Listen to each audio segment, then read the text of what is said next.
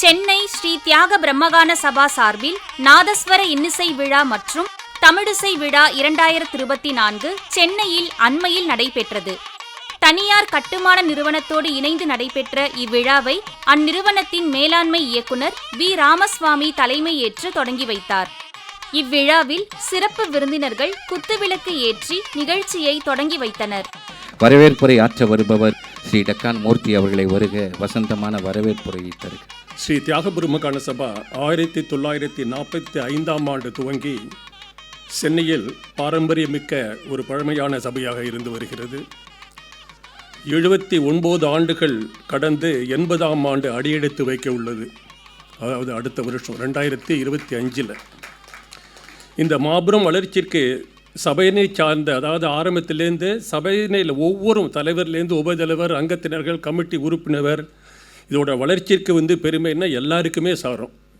இது அது ஒரு பெரிய ஒரு இரவினின் ஒரு கடாட்சம். அது இந்த வருடம் முதல் நாதஸ்வர விழாவும் நடத்தப்பட வேண்டும் என்ற ஒரு நல்லதொரு முடிவு எடுத்து இந்த விழாவை பற்றி எங்கள் சபைக்கு தொடர்ந்து பெரும் உதவி புரிந்து வரும் மதிப்புக்கும் மரியாதைக்கும் உரிய ஸ்ரீ ராமசாமி அவர்கள் நாதஸ்வர விழாவோடு தனக்கென்று அந்த துறையில் தனிப்பட்ட முத்திரை பதித்த நாதஸ்வர வித்வானையும் அதுபோல் தவில் வித்வானையும் தேர்ந்தெடுத்து அவருக்கு விருது வழங்கி பாராட்ட வேண்டும் என்ற எண்ணத்தையும் திரு ராமசாமி அவர்களிடம் கமிட்டிக்கு தெரிவித்த போது அந்த விருதுக்கும் கேஷ் அவார்ட் மற்றும் தொடர்ந்து அவர் இதை உறுதுணையாக இருந்து நடத்தி உங்களுக்கு உதவி செய்வேன் என்று மனமுவந்து உதவி அளித்த அவருக்கு ஸ்ரீ தியாக பிரம்மகான சபையின் நிர்வாக உறுப்பினர்கள் சார்பாகவும் அனைத்து கமிட்டி உறுப்பினர் சார்பாகவும் நன்றி கலந்த வணக்கத்தை தெரிவித்துக் கொள்கின்றேன். இந்த விழா திரு ராமசாமி அவர்கள் தாயார் ஸ்ரீமதி ஜானகி அவர்களின் நினைவாக ஒவ்வொரு வருடமும் அர்ப்பணிக்க இருக்கின்றது. இந்த வருடத்திலிருந்து ஒவ்வொரு வருடமும் அவர் தாயார் நினைவாக இந்த விழா அர்ப்பணிக்கப்படுகிறது. இந்நிகழ்ச்சியின் போது மூத்த நாதஸ்வர வித்வான் சேவம்பட்டி சிவலிங்கம் அவர்களுக்கு வாணி வித்யா கலா நிபுணர் விருது வழங்கி கௌரவிக்கப்பட்டது.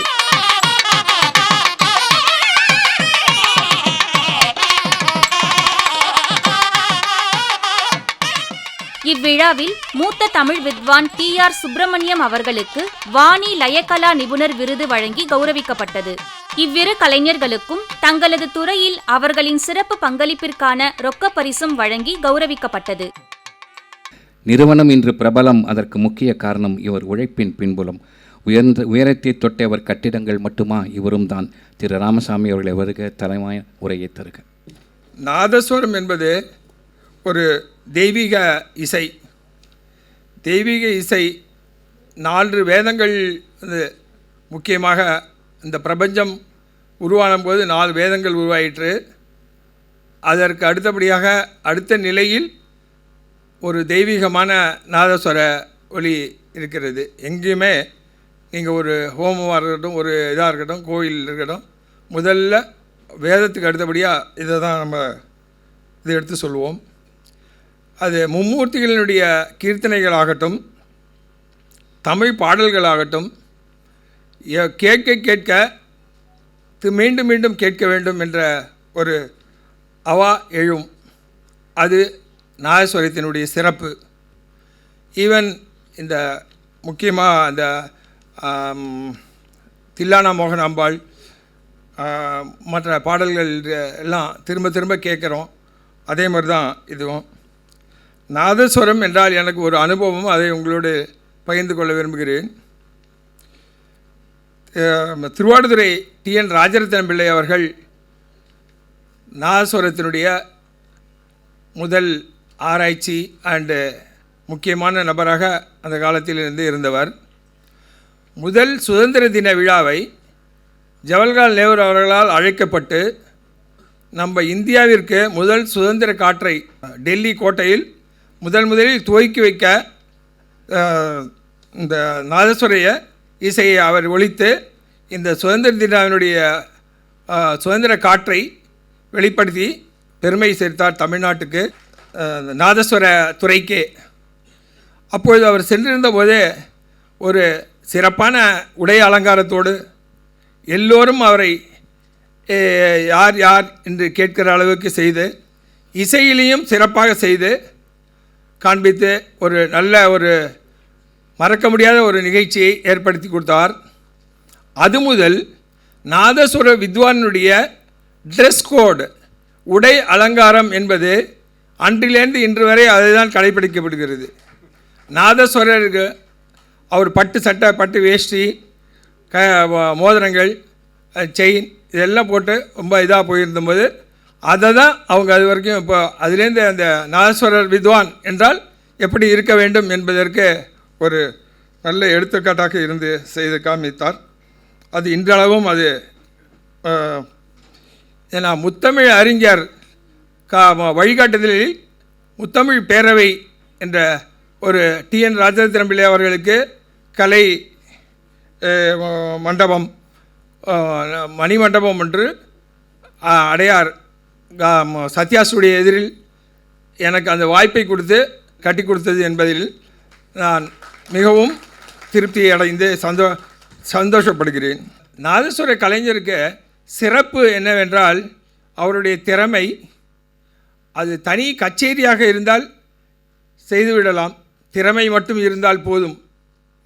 ஆனால் கச்சேரியை மீறி பொது நிகழ்ச்சிகளில் ஒரு அரசியல் நிகழ்ச்சியாக இருக்கட்டும், அரசாங்க நிகழ்ச்சியாக இருக்கட்டும், திருமணமாக இருக்கட்டும், கோவில் திருவிழாவாக இருக்கட்டும், எல்லாவற்றுக்கும் திறமை மற்றும் பொறுமை இது இரண்டும் தேவைப்படுகிறது. அதை சிறப்பாக செய்கிறார்கள். நாதஸ்வரத்தையே ஒரு தெய்வமாக நினைத்து அதை செய்து கொண்டிருக்கும்போது அவர்களுக்கான ஒரு மரியாதையை நம்ம எப்போதும் கொடுக்க வேண்டும். ஈவன் கல்யாண நேரமாக இருக்கட்டும், இதாக இருக்கட்டும், கோவில் திருவிழாவாக இருக்கட்டும், எப்போதும் அப்பப்போ நிறுத்தங்கன்னு சொல்லுவாங்க, அதுக்கப்புறம் ஆரம்பிக்க சொல்லுவாங்க. ஆனால் நான் ரொம்ப நோட் பண்ணி பார்த்துருக்கேன். எப்போதும் அந்த நாதஸ்வர கலைஞர் எப்போதும் மூஞ்சி இது இல்லாமல் புன்சிரிப்போடு எதிலேருந்து நிறுத்தணுமோ அதிலேருந்தே ஆரம்பித்து லயங்கள் தவறாமல் ஒரு பெரிய ஒரு அவர் செய்யும் நாதஸ்வர இதை ஒரு தெய்வமாகவே நினைத்து அதை செய்கிறார்கள். சென்னை தமிழ்நாடு அரசு இசை கல்லூரியின் முதல்வர் தோப்பூர் B. சாய்ராம் சிறப்பு விருந்தினராக கலந்து கொண்டு மங்கள இசைனாலே ஒரு வளர்ச்சி தான், அது இல்லாமல் எந்த ஒரு ஃபங்க்ஷனுமே கிடையாது. ஆக அந்த ஒரு இம்பார்ட்டன்ட் கொடுத்து அந்த நாதஸ்வரத்துக்கும் அந்த தவிலுக்கும் எவ்வளோ ஒரு முக்கியத்துவம் கொடுக்கணுமோ அந்த அளவுக்கு இந்த சபா கொடுத்துருக்காங்க. அவங்களுக்கு பெரும் மகிழ்ச்சியை நான் இப்போ இந்த நேரத்தில் நான் தெரிவிச்சுக்கிறேன். சேஷம்பட்டி சிவலிங்கம் சார் பற்றி ஒரு சீனியர் மோஸ்ட் நாதஸ்வர வித்வான். அவர் வாசிக்காத இடம் இல்லை, அவர் போகாத நாடு இல்லை. அதை மாதிரி ஒரு சிம்பிள் மேனை பார்க்க முடியாது. ஒரு எளிமையின் சிகரம் அப்படின்னா சேஷம்பட்டி சிவலிங்கம் சார். அவருடைய வாசிப்பு அப்படி தான், டாப் கிரேட் ஆர்டிஸ்ட்டு. அவர் இன்னொரு பியூட்டின்னு எங்கள் காலேஜோட ஸ்டூடெண்ட், அது எனக்கு ரொம்ப பெருமை அளிக்குது.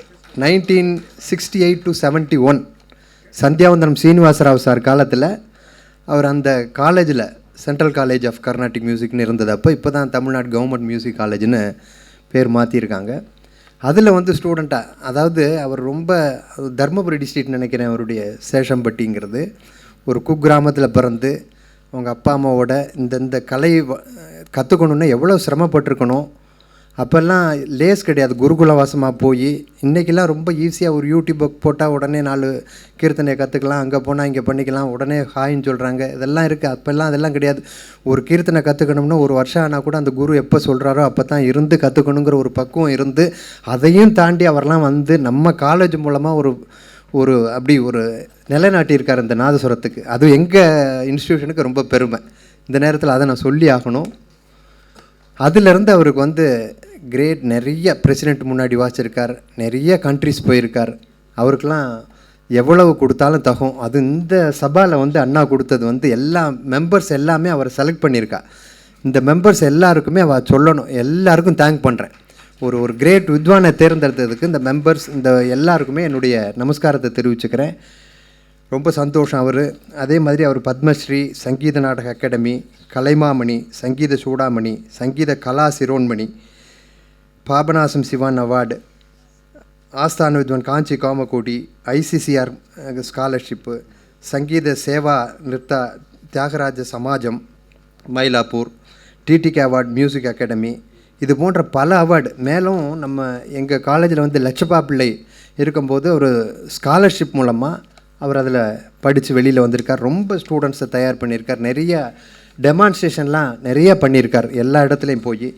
அவருக்கு வந்து இந்த அவார்டு கிடைக்கிறதும் இந்த சபா அவருக்கு கொடுத்து கௌரவிக்கிறதும், மீண்டும் அவருக்கு இன்னும் பல அவார்டுகள் இன்னும் நிறைய வரணுன்றத என்னுடைய பாராட்டுதல்கள். நான் எனக்கு வந்து அவங்கள வாழ்த்துறதுக்கு வயசு இல்லை, வணங்குகிறேன்.